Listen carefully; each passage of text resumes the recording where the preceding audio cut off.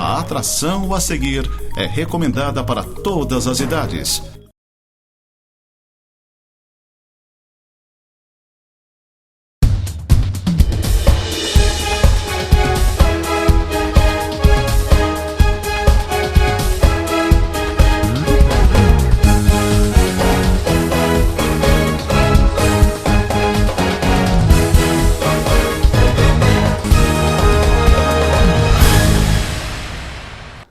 Bem, estamos começando aqui mais um Tema Livre aqui na Nova Era TV e hoje, como vocês já podem perceber, a presença do deputado estadual Márcio Machado e a gente vai conversar exatamente sobre o trabalho dele na Assembleia Legislativa, né, o envolvimento aqui com a Serra Catarinense, vários assuntos que nos interessam, em especial a questão do governo do estado, da compra dos respiradores de uma empresa carioca e que está dando o que falar.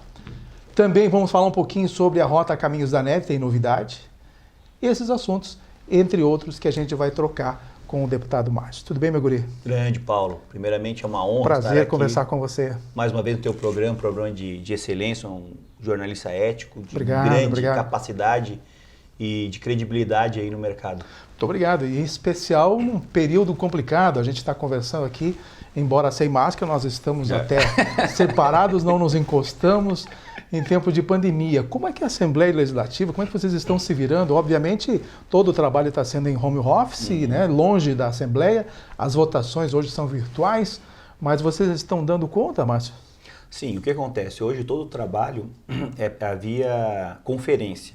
Tanto as comissões de Constituição e Justiça, Trabalho e Finanças são através, cada deputado na sua casa, alguns deputados na Assembleia, mas daí no gabinete. Então está tendo um trabalho tranquilo, apesar de ter um número alto de deputados, no sentido de uma reunião com 40 deputados, mas está muito bem organizado pelo presidente Júlio Garcia e as pessoas, os deputados, eles têm o direito de fala, a gente apresenta os projetos, tem todo o trabalho realmente que acontece em loco, lá na Assembleia, está acontecendo agora à distância e a gente está conseguindo contribuir bastante para este momento ímpar na história moderna. Esse momento que ninguém esperava que poderia acontecer contra o inimigo invisível e contra o inimigo que é assintomático nos primeiros 7 dias. Então a pessoa pode ter o vírus, está assintomático, muitas pessoas têm e claro, com a questão da imunidade conseguem romper isso, mas depois que passou nos 7 dias, inicia a questão dos sintomas de fato. Então a gente está numa situação bem complicada. Eu fui praticamente quando iniciou toda essa questão da pandemia, eu estava na Assembleia e daí eu estava sozinho na Assembleia. Tanto que eu fiz um vídeo, está lá na página do meu Facebook, eu estava sozinho na Assembleia e eu falei, o que eu vou falar nesse momento? O que está acontecendo? Né? E eu peguei, fiz uma fala e mostrei, até tirei uma foto assim, algo assim inacreditável, numa Assembleia Legislativa, que muita gente passa lá. Vazia. E foi feita uma decisão muito correta e coerente de segurar, porque o que acontece? Como tem muitos assessores de deputados federais que passam lá, de senadores, e nessa questão, por exemplo, do senador Jorginho Melo, que está 45 dias em Brasília, porque ele estava naquela rota com o presidente da República, e daí teve alguns senadores que tiveram um vírus, por isso que ele ficou em quarentena. Sim. Né? Então a gente precisa ter esses cuidados. É algo inacreditável, as pessoas precisam se cuidar, a gente trouxe a máscara, todo mundo estava de máscara aqui, mas agora a gente está no distanciamento correto para que a gente pudesse fazer um programa de qualidade que você merece. Márcio, a gente vai entrar direto nos assuntos, até porque tem muita coisa importante para a gente tocar e o nosso tempo também vai rápido. Esta semana, na segunda-feira, você teve um contato importante. Eu tenho, inclusive, conversado com você e você está bastante em sintonia com o pessoal da organização, do trabalho, daquele grupo que sonha com aquela rota Caminhos da Neve, hoje pavimentada, e fazendo com que seja realmente um roteiro de turismo para todo o estado de Santa Catarina, incluindo o Rio Grande do Sul. E você abraçou essa bandeira, junto com todos nós, eu já fazia parte desse grupo, mas nesta segunda você teve um contato com o DENIT sobre os estudos de viabilidade técnica e ambiental, inclusive do processo. pode dar uma contadinha para a gente. Eu sei que a informação já chegou até eles, eu postei no meu blog e também no portal Lages Hoje, enviei a eles estão todos felizes e te cumprimentando por isso. Fico obrigado. Eu te cumprimento também, Paulo, porque você é um dos precursores que levantou essa bandeira e essa bandeira só será baixada a hora que nós conseguirmos essa grande vitória, que é a conexão da Serra Gaúcha com a Serra de Santa Catarina. E quando eu assumi o mandato, eu fiz um levantamento de todas as demandas da Serra Catarinense para que eu pudesse sair debaixo da árvore, de Lages, e ver a grande floresta da Serra Catarinense. E uma das bandeiras é o Caminhos da Neve. E esse Caminhos da Neve já foi federalizado em nível federal e daí agora nós conseguimos, no final do ano passado, a desafetação, que é a entrega dessa área, de uma SC 114, para a União. Mas precisa de umas questões burocráticas. Eu entrei em contato com o superintendente do DENIT, que é o Ronaldo Carione, e ele nos apresentou que já estão avançados os trabalhos e que agora está nos estudos de viabilidade técnica e econômica ambiental, que é o EVTA. Então, logo, e eu perguntei, qual que é a previsão de entrega para que a gente possa já agilizar toda essa questão burocrática? Ele falou que em julho há a previsão. Então, nós estamos muito felizes para que isso ocorra de fato, porque existe uma questão importante, até me questionaram, agora na questão da estiagem, poderia ser feita a ponte, a famosa ponte das Goiabeiras, porque daí o rio não está cheio, poderia ser trabalhado. Poderia fazer a base, né? E aí que eu fui para cima do Ronaldo, falei, Ronaldo, por que a gente não pode fazer? Não, nós temos que ainda concluir as etapas para poder daí sim fazer esse andamento que vai beneficiar a Serra Catarinense e o estado de Santa Catarina de uma forma exponencial.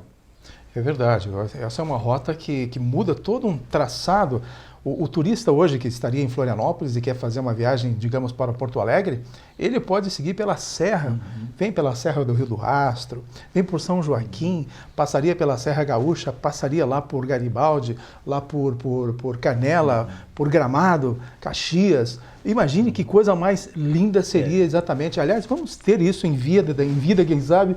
Eu imagino que vamos conseguir esse projeto o mais rápido possível entre esse ano que vem, no outro, a gente possa comemorar tudo isso.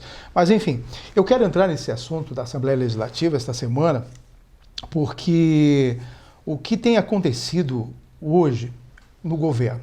Primeiro, Márcio, eu te pergunto, com relação ao trabalho em torno desta pandemia, todas essas decisões tomadas pelo governo, eu sei que vocês, deputados, ficam analisando uma a uma, né? Até o fato da gente ter que ficar em casa, não poder sair, o ônibus não poder circular, os times de futebol não poder voltar. Quer dizer, vocês analisam pé por pé ou decisão por decisão do governo. Como é que vocês estão acompanhando diretamente todo esse processo das decisões governamentais, num período assim como esse? É um momento de muita análise, de cuidado.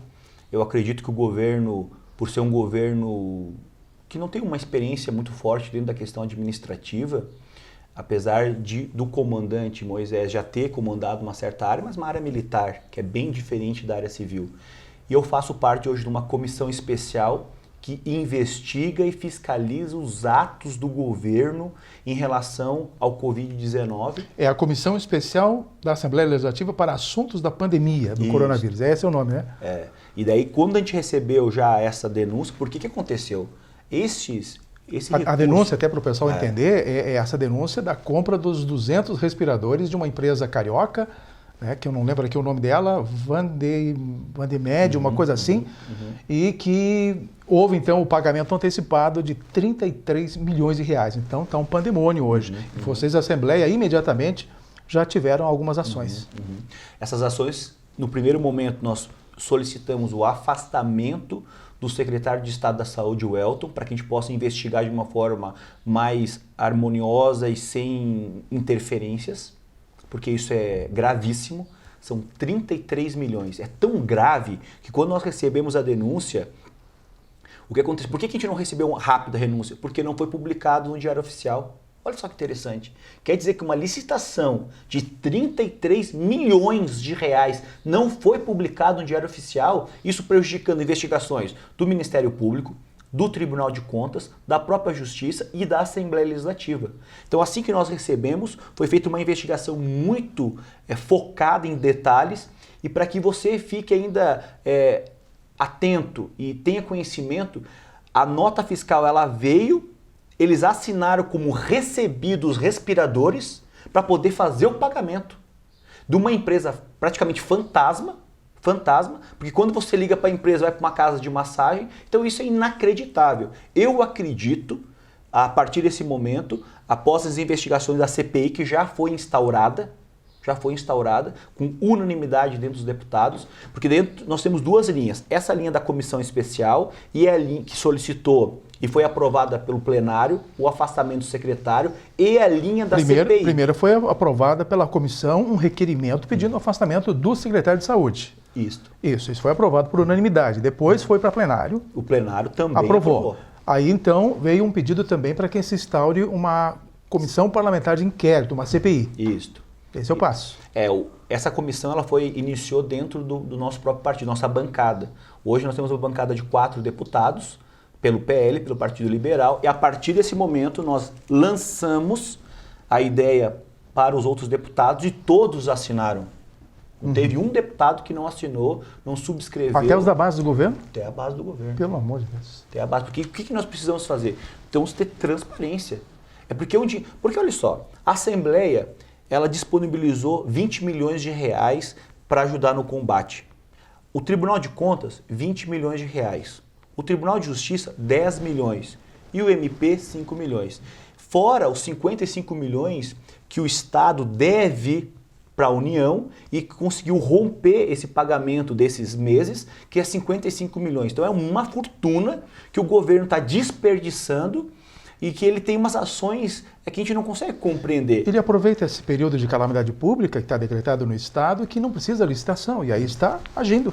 A gente, às vezes, na ânsia de conseguir resolver, entendeu? Faz algumas coisas que deve passar, pelo menos por análises técnicas do Tribunal de Contas, que não foi apresentado para eles. Eles deveriam ter feito isso, e agora nós tivemos um prejuízo já pago de 33 milhões de reais, que a Justiça já bloqueou, mas tu sabe, entrou dinheiro na conta, eles passam para todas as outras contas, retiram dinheiro, para você recuperar esse dinheiro não vai ser fácil.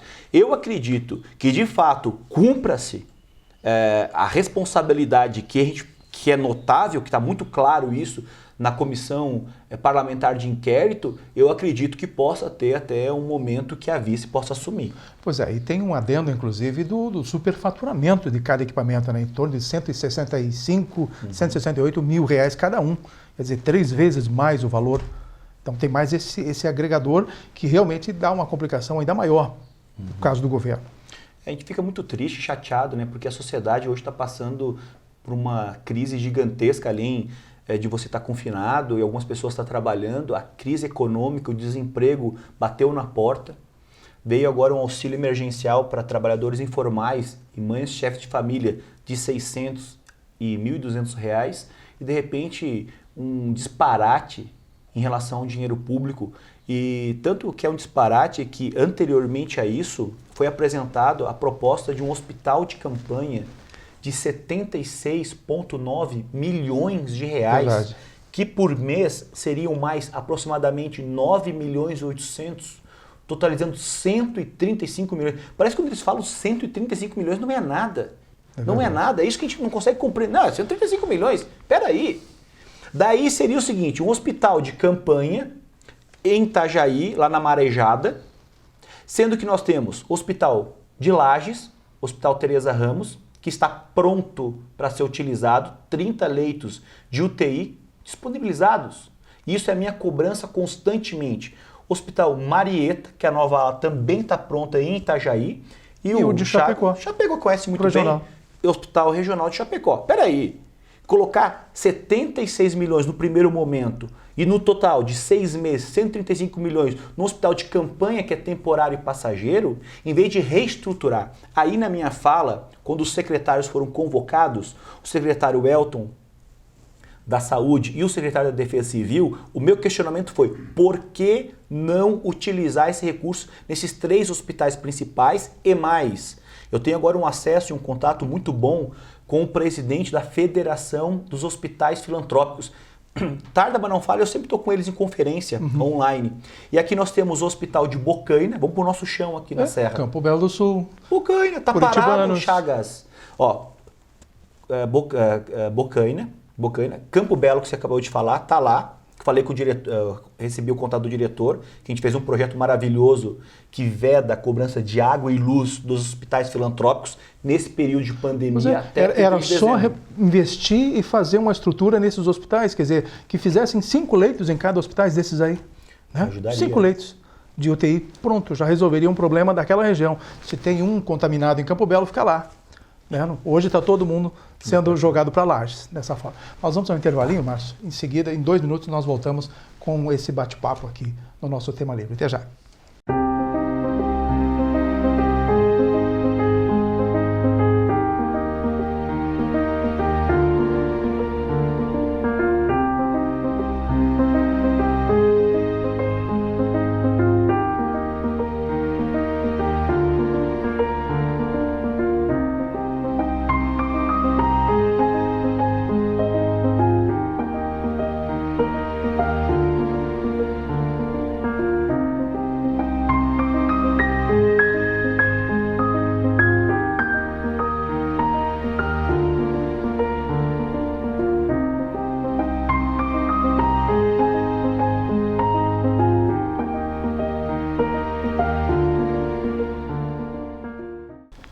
Muito bem, vamos com a segunda parte então do nosso Tema Livre, esse bate-papo informal aqui com o nosso deputado Márcio Machado e essa continuidade desse assunto envolvendo o governo do estado e essa venda, esta compra, melhor dizendo, desses 200 respiradores e que está dando o que falar. Márcio, antes da gente iniciar o nosso bate-papo, a gente falava em possibilidade de afastamento do próprio governador, de perder o cargo, de impeachment. Aliás, ele já está sofrendo um processo de impeachment. Como é que está o andamento daquele primeiro processo e agora com essa CPI, então, agrega muito mais ainda. Vale ressaltar, só para a gente possa passar uma linha cronológica, já é o segundo pedido de afastamento e impeachment do governador. O primeiro foi cancelado, exatamente, foi arquivado. Lembra daquele primeiro projeto que era os o procurador do estado, eles recebem 30 mil reais de salário, fora triênio, quinquênio, fora gratificações. 30 mil. Eles querem equiparação com os procuradores da Assembleia, que recebem 35 mil. O que aconteceu? Daí foi feita uma emenda na reforma administrativa e o governador vetou. Agora a emenda está sendo discutida nesse momento. Para que você possa ter uma noção, o impacto só dessa equiparação é 10 milhões de reais. É um absurdo. O que acontece no poder é só quem está vivenciando. Muitas pessoas não sabem os bastidores. E essas pessoas são tão chatas que eles não param de insistir no nosso gabinete. Um dia eles chegaram lá, estavam acho que em 8, 10. Daí eu falei o seguinte, eu sou contra o projeto porque vocês já ganham bem, não ganham? Eu comparo com um cidadão que está lá ganhando 1.600, 1.200 reais por mês, trabalha o mês inteiro, domingo, um só domingo que consegue receber uma folga. Então vocês já ganham bem, vocês querem equiparar o resto da vida em custo daquele que está ajudando do setor privado. Daí eu falei o seguinte, eu honestamente acredito que o governador vai vetar. E se ele vetar, eu mantenho o veto. Daí se jogaram assim, porque não tem que ter papas na língua. É o seguinte, se tu quer agradar todo mundo, você não vai ser vitorioso. Tem Franklin Roosevelt, parece que foi ele trabalhado com ele nessa feita. Eu não sei o segredo do sucesso, mas o segredo do fracasso é agradar todo mundo. Então ele chegou lá, essa aqui foi boicotada. A segunda é sobre a decretação do estado de calamidade. Eu acredito fiamente que isso não tem lógica, você caçar um governador porque ele decretou um estado de calamidade dentro de uma pandemia instituída pela Organização Mundial da Saúde e que o mundo todo está problemático. É verdade. Então não tem, isso sai fora. Agora, em relação a este fato dos 33 milhões de reais de uma empresa fantasma que já foi paga o dinheiro. Pô, mas peraí. Isso no mesmo dia. Em 5 horas. 5 horas. 5 horas durou tudo isso. Então eles receberam... Pessoal, olha só onde nós estamos trabalhando. Eles receberam a nota, assinaram como recebidos equipamentos para poder pagar. Então eu acredito que isso é motivo muito claro para cassação. porque ele é o gestor primário. Mas primeiro ocorre a CPI. Primeiro ocorre a CPI, daí a CPI ela vai ser muito célere, porque eu acredito assim, eu vejo assim o governador Moisés, como sabe aquele coelhinho bem inocente pulando, e ele está cercado de lobos.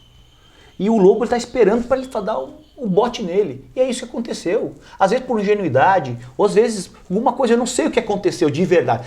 A verdade nós não sabemos, porque ela está ofuscada. Né? Não, mas isso terá que ser respondido. Não, há muitos questionamentos, há muitas formas. Inclusive, a gente tem acompanhado até os formadores de opinião do Estado de Santa Catarina. Tem gente que é bastante rápida nessa questão, busca a fundo e estão realmente chegando em pontos chaves que vão dar um desdobramento bastante diferenciado nisso tudo. E não se sabe exatamente o que vai acontecer, mas você já coloca a possibilidade de impeachment do governador. Aliás, a gente fica imaginando, talvez ele não tenha a manha, claro, não tem manha nenhuma de governo, para ele mesmo ficar hoje na live apresentando. Podia ser os jornalistas, né, os secretários, e ele ficar protegido, só organizando, mas ele vai na linha de frente, né, ele mesmo lá, como se fosse o apresentador de televisão. Até isso a gente fica pensando, mas por que o governador diretamente na linha de frente, passando informações simples de números de casos no estado de Santa Catarina, do Brasil, do mundo, né? Mas enfim, Márcio, hoje esse encaminhamento ocorre a partir do... O que acontece a partir de agora? Foi instaurada já a CPI, foi aprovada, mas não foi instaurada. O que acontece?